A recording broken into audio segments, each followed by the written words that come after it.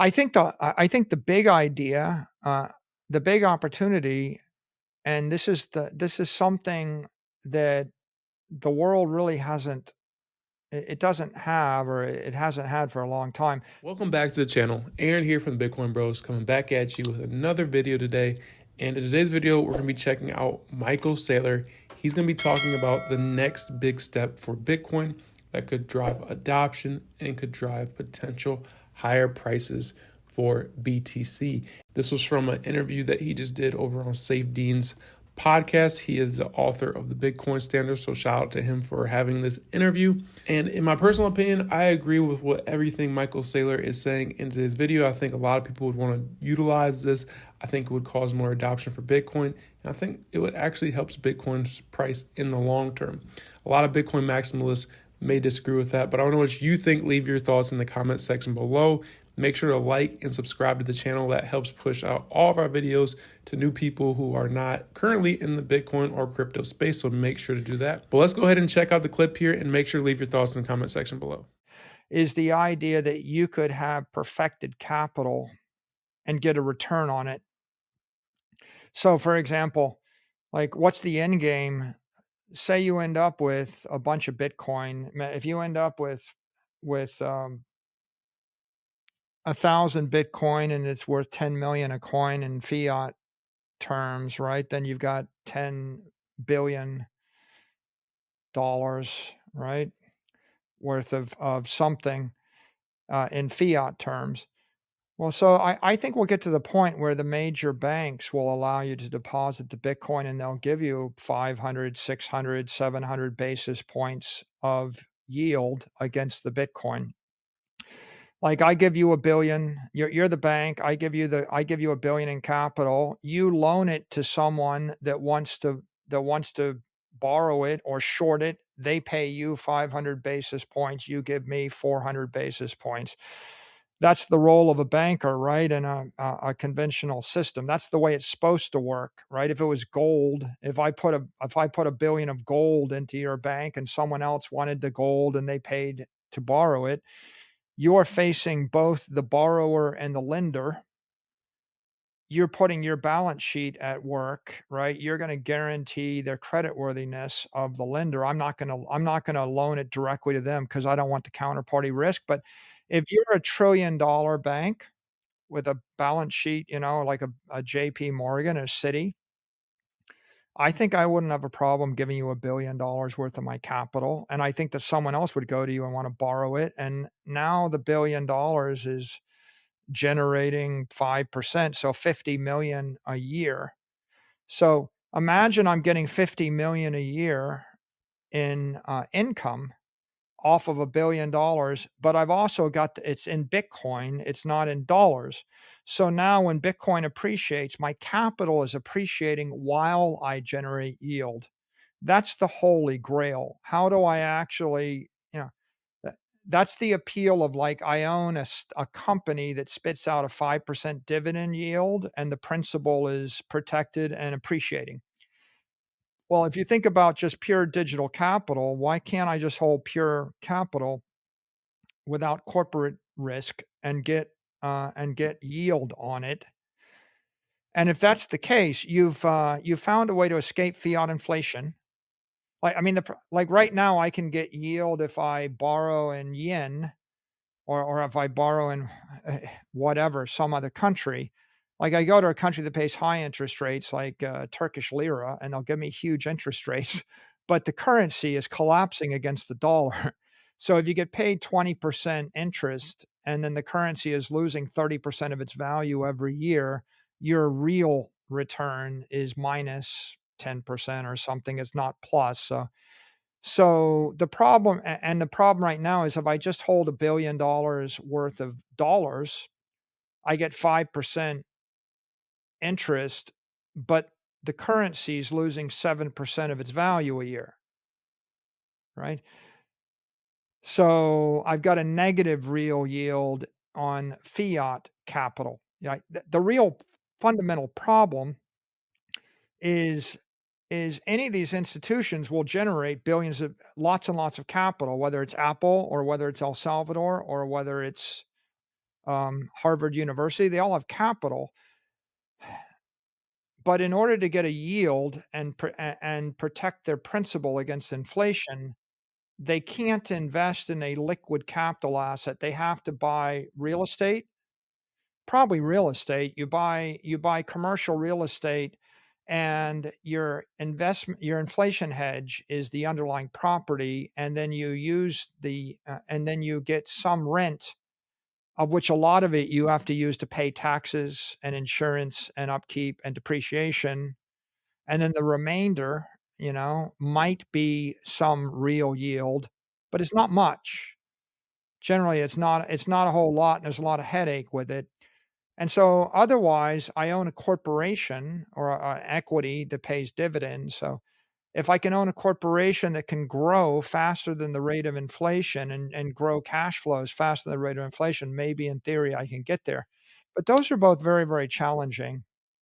So I maybe in the mythical era of, in the golden age, if I had a bank I trusted in the golden age and my capital was in gold, then maybe I could deposit the capital in the bank and I could get paid interest, and the bank would then loan the capital and they would get paid and we would split the interest 50-50 or something, and that's a long-term strategy for, you know, preserving wealth and then paying expenses.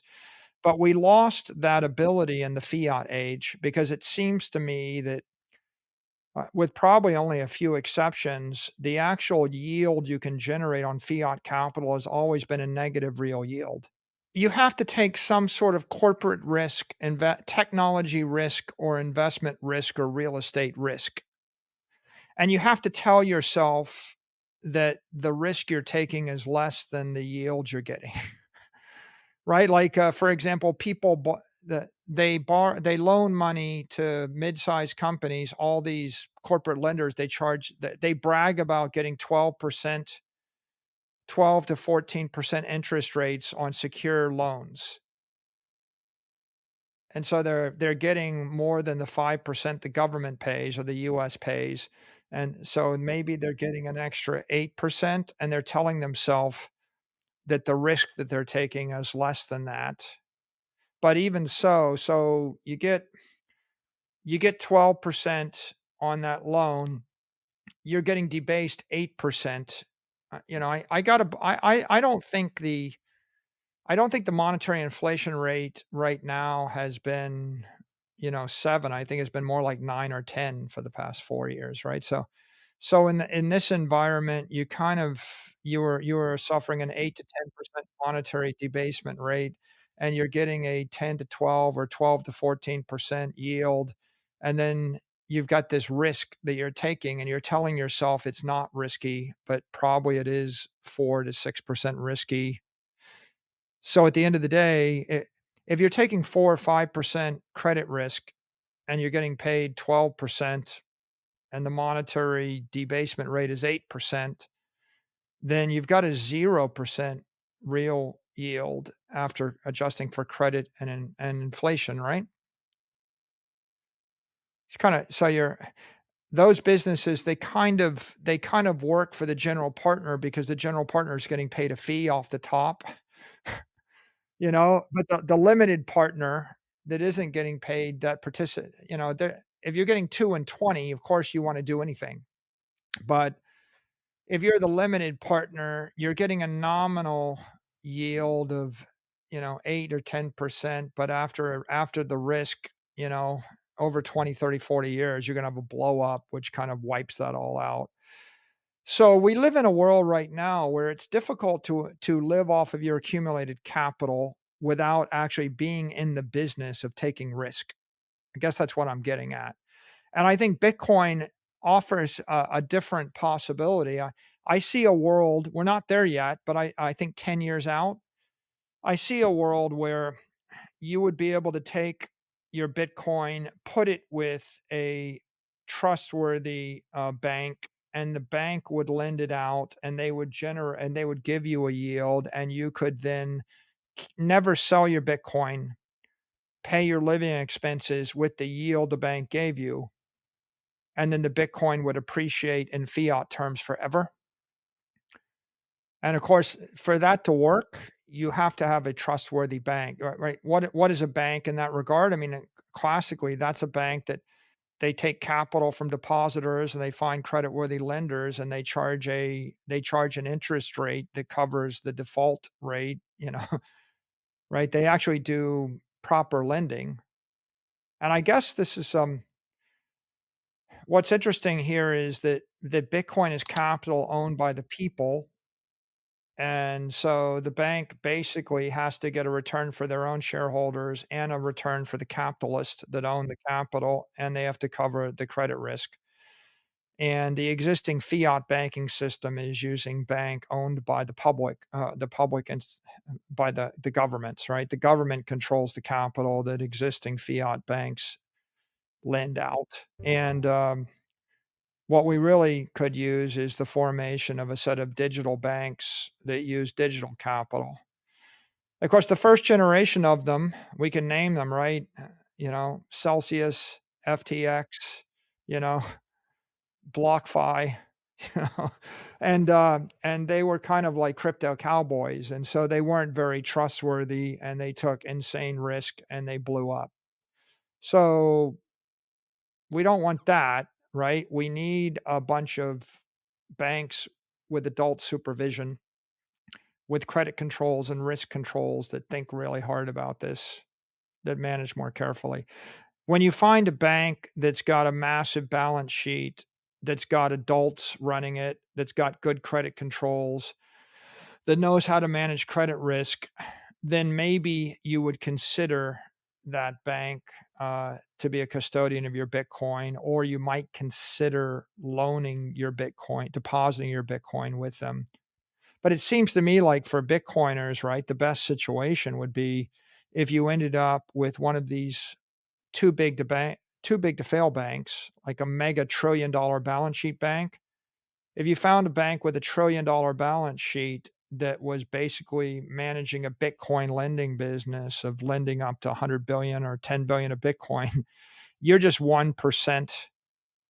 You kind of want to be a small percentage of a mega balance sheet and have them running that as a side business, and then back all of their Bitcoin loans with, 100x collateral of the overall bank. And this is why you almost don't want the governments necessarily to get out of the fiat business, because the best situation would be the United States government backing one of the 10 biggest banks in the United States that then started to handle Bitcoin and then gave you yield on your Bitcoin and made the loans. And that way you have the credit risk of JP Morgan or Citi or Bank of America. And that allows a Bitcoiner, a Bitcoin maximalist, to own Bitcoin, never sell the Bitcoin, live off of interest from the Bitcoin, and then have the Bitcoin appreciate without diluting themselves. It's a consumer strategy. There are corporate strategies to generate yield off of Bitcoin, but they require that you be a public company like MicroStrategy, and you need to be able to issue equity or debt securities or some other securities backed by your Bitcoin in order to generate a period over period income of.